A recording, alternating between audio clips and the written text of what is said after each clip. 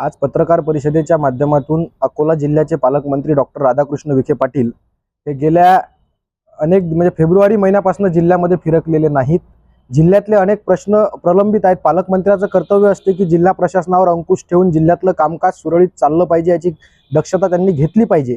पण पालकमंत्री फेब्रुवारी महिन्यापासून जिल्ह्यामध्ये फिरकलेले नाहीत। जिल्ह्यामध्ये बँका कर्ज देत नाहीत, शेतकऱ्यांना कर्जासाठी बँकांचे उंबरठे झिजवावे लागतात। तदनंतर आपण पाहिलं असेल तर बियाण्याचा तुटवडा आहे, बियाण्यांचा मोठ्या प्रमाणात काळा बाजार सुरू आहे। अवकाळी मदत सुद्धा शेतकऱ्यांना अद्यापपर्यंत भेटलेली नाही, परिणामी शेतकऱ्यांना सावकारांच्या दारामध्ये जावं लागलं। विखे पाटील जिल्ह्यामध्ये येत नाहीत, ते काय त्यांच्या अजूनही पुत्राच्या प्रचारामध्ये व्यस्त आहेत का, हा आमचा त्यांना प्रश्न आहे। विखे पाटलांनी तातडीनं जिल्ह्यामध्ये आलं पाहिजे, जिल्ह्यांच्या शेतकऱ्यांच्या समस्या जाणून घेतल्या पाहिजे। आणि हे जर होत नसेल तर आगामी काळामध्ये पालकमंत्री हरवलेले आहेत असं म्हणून आम्ही एक कॅम्पेन चालवणार आहोत। आणि पालकमंत्री अकोला जिल्ह्यात जर कुठे दिसतील तर अकोला जिल्ह्यात फिरत असताना जर आम्हाला कोणी पालकमंत्री दाखवले तर त्यांना योग्य बक्षीस सुद्धा आम्ही काँग्रेस कमिटीच्या वतीने देणार आहोत।